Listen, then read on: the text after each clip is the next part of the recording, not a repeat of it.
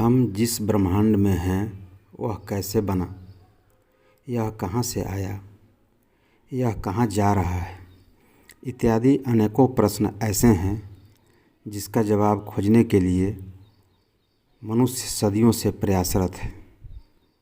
वैज्ञानिक एवं आध्यात्मिक दोनों तरह के प्रयास जारी हैं। वैज्ञानिक अपने अपने सिद्धांतों एवं प्रयोगों द्वारा प्रयास कर रहे हैं, तो संत महात्मा लोग पौराणिक ग्रंथों एवं ध्यान का सहारा ले रहे हैं। ब्रह्मांड क्या है, कैसे बना, कौन बनाया, कहाँ से आ रही है एवं कहाँ जा रही है, इत्यादि इन प्रश्नों पर अलग अलग मत हैं। अलग अलग वैज्ञानिकों का अलग अलग मत है। उसी प्रकार अलग अलग आध्यात्मिक ज्ञानियों का भी अलग अलग मत है, अलग अलग विचार है। सभी धर्म अपने अपने धर्मानुसार इस ब्रह्मांड की व्याख्या करते हैं, चाहे धार्मिक व्याख्या हो या वैज्ञानिक। अभी तक किसी के पास कोई ठोस सबूत नहीं है, कोई ठोस प्रमाण नहीं है। सबका अपना अपना दर्शन है, सबकी अपनी अपनी फिलॉसफी है। वैज्ञानिक हेड्रन कोलाइडर बनाकर ये पता कर रहे हैं कि ब्रह्मांड की उत्पत्ति कैसे हुई। अपने अपने प्रयोगों पर विश्वास किसी को नहीं है। हो सकता है कि ब्रह्मांड की जो वैज्ञानिक अवधारणा है वह बिल्कुल ही गलत हो। मनुष्य प्रारंभ से ही ब्रह्मांड को प्रश्न भरी नज़रों से देखता आया है, अपनी जड़ें तलाशने में लगा हुआ है। ये सोचता है कि आखिर मैं आया कहाँ से हूँ, ये ब्रह्मांड, ये सृष्टि कहाँ से आई, इस ब्रह्मांड का स्वरूप कैसा है। हमारे ब्रह्मांड के कई नमूने बड़े बड़े महापुरुषों एवं संत तथा वैज्ञानिकों ने दिए हैं।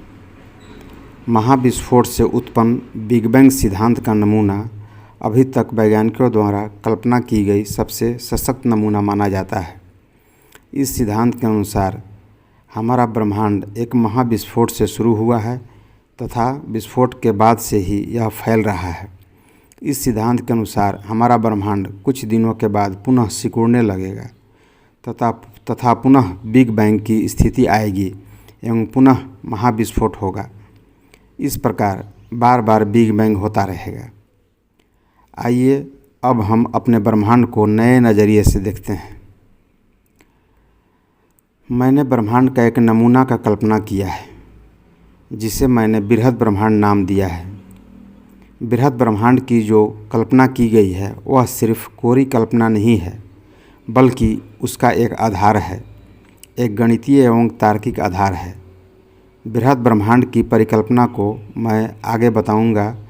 अभी मैं बृहद ब्रह्मांड की परिकल्पना के कुछ रोचक परिणामों को बता रहा हूँ। हमारा बृहद ब्रह्मांड का मॉडल ये बताता है कि हमारा ये ब्रह्मांड जिसमें हम सब रहते हैं, यह बृहद ब्रह्मांड में अवस्थित है। दूसरा, ये ब्रह्मांड कोई महाविस्फोट से प्रारंभ नहीं है, बल्कि यह बृहद ब्रह्मांड से निरंतर आते रहता है तथा पुनः यह उसी में यानी बृहद ब्रह्मांड में समा जाता है और यही प्रक्रिया चलते रहती है। तीसरा, हमारा ब्रह्मांड शून्य और अनंत के मध्य ही अस्तित्व में है। शून्य और अनंत के बाहर हमारे ब्रह्मांड का कोई अस्तित्व नहीं है।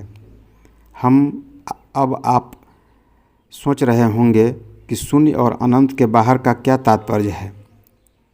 अनंत का तो कोई अंत ही नहीं है, तो अनंत के बाहर का क्या मतलब। आगे मैं बताऊंगा कि अनंत कैसे एक फिक्स पॉइंट है। चौथा, हमारे ब्रह्मांड का कोई भी पिंड गतिशील नहीं है, बल्कि यह सिर्फ गतिशील मालूम पड़ते हैं। ठीक उसी प्रकार जिस प्रकार चलचित्र में पर्दे पर कोई भी चित्र गतिशील नहीं है, हमें सिर्फ गतिशील मालूम पड़ते हैं। पाँचवां, ब्लैक होल हमारे ब्रह्मांड का अंग नहीं है, बल्कि यह बृहद ब्रह्मांड है, बृहद ब्रह्मांड का अंग है। ठीक उसी प्रकार जिस प्रकार एक कुएं का जल वास्तव में समुद्र का अंग है, अंदर अंदर कुएं का जल समुद्र से मिला हुआ है।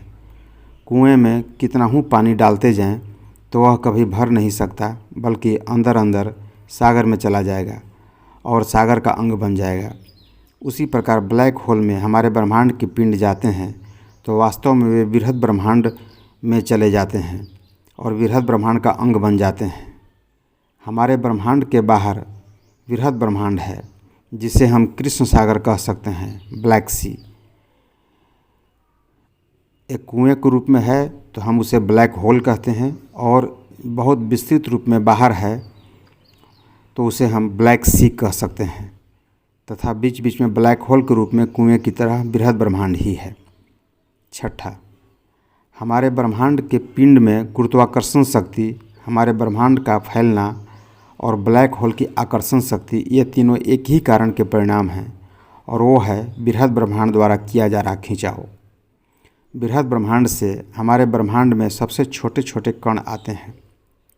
ये कण आपस में मिलकर बड़े आकार के पिंड का रूप धारण कर लेते हैं, यानी ये ग्रह, उपग्रह, तारे इत्यादि बन जाते हैं। ये पिंड बृहद ब्रह्मांड द्वारा अपनी ओर आकर्षित किए जाते हैं, जिसके कारण ये पिंड बृहद ब्रह्मांड की ओर खींचे चले जा रहे हैं। ये सारे पिंड अंततः बृहद ब्रह्मांड में ही चले जाते हैं और उसमें विलीन हो जाते हैं, जिस प्रकार बर्फ़ का टुकड़ा पानी में विलीन हो जाता है, और यही प्रक्रिया चलते रहती है। इसे समझने के लिए वर्षा की बूंद का उदाहरण ले सकते हैं। वर्षा का जल समुद्र से छोटे छोटे कणों यानी वाष्प के रूप में आती है तथा आपस में मिलकर बूंद का रूप यानी बड़े पिंड का रूप धारण करती है और अंततः नदियों एवं कुछ कुओं के माध्यम से पुनः सागर में चली जाती है। यही प्रक्रिया चलते रहती है। सातवां, हमारे ब्रह्मांड के अलावे और भी कई ब्रह्मांड समानांतर में यानी साथ साथ हो सकते हैं, जैसे देवलोक, इंद्रलोक इत्यादि। अगले वीडियो में हम बृहद ब्रह्मांड के स्वरूप एवं उसके कार्य प्रणाली की चर्चा करेंगे। धन्यवाद।